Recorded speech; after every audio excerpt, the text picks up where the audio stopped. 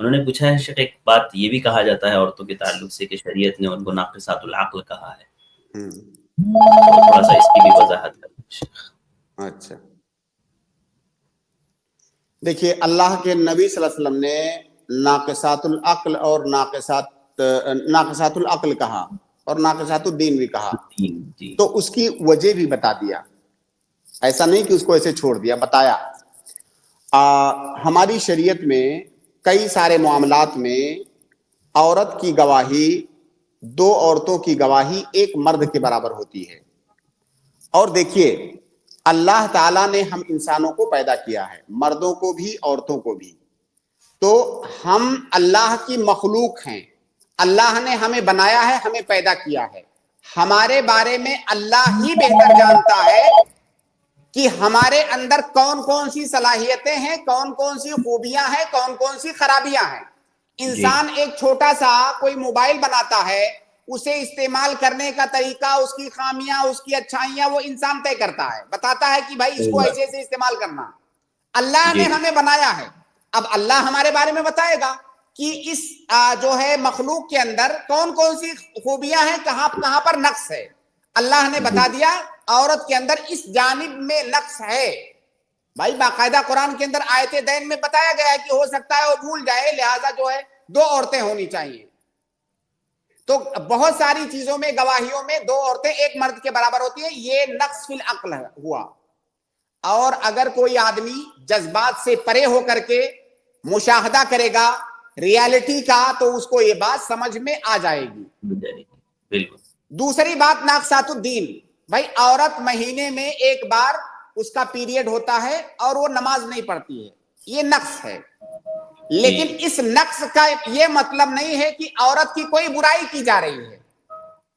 بھائی بہت سارے مرد ایسے ہوتے ہیں جن کے اندر کوئی خلقت میں کوئی کمی ہے، تو کیا ان کے اندر یہ برائی ہے؟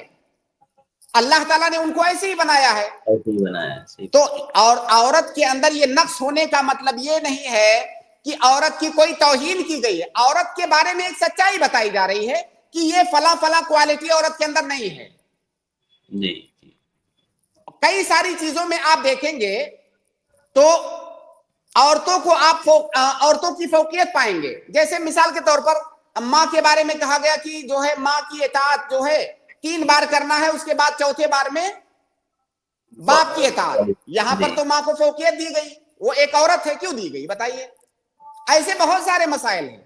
عورت کو کہا گیا نہیں، تم کو گھر میں بیٹھنا ہے اور شوہر کی ذمہ داری ہے کما کر کے لائے کھلائے، چاہے جہاں سے لائے، تمہارا ٹینشن نہیں ہے۔ تو یہاں پر تو عورت کو فوقیت دی گئی۔ اب کیا کہا جائے گا کہ مرد کو نوکر بنا دیا گیا ہے؟ اس کو کہا گیا کما کر کے لاؤ، چاہے جہاں سے، دھوپ میں بارش میں، چاہے جیسے تب کے مر کے لاؤ، کما کے کھلانا ہے تم کو۔ تو کیا ہم یہ کہہ دیں کہ بھائی مرد کو تو غلام بنا دیا گیا، نوکر بنا کے رکھ دیا گیا؟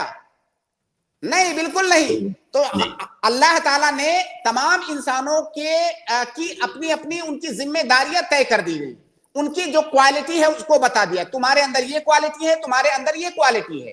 اور من حیث الجملہ مردوں کو فوقیت دی ہے عورتوں پر، اور اللہ نے بنایا ہے، اللہ کو حق ہے جس کو چاہے وہ فوقیت دے، جس کو چاہے وہ افضلیت دے۔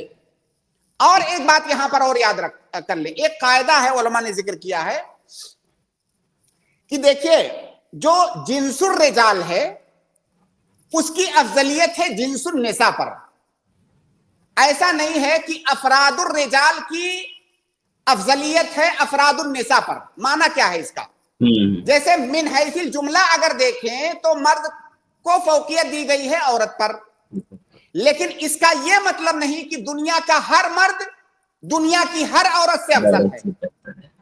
بھائی صحابیات تھی، کیا ہم صحابیات سے افضل ہیں؟ قطعاً نہیں۔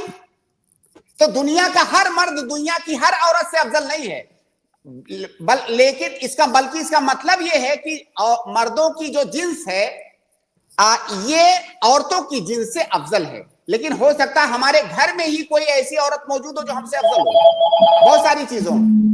تو یہ بات دھیان رکھنی چاہیے۔ اصل میں ان جیسے لوگوں کو یہ چیزیں سمجھ میں آتی ہیں، لیکن ان کو نقطہ چاہیے، ہے نا؟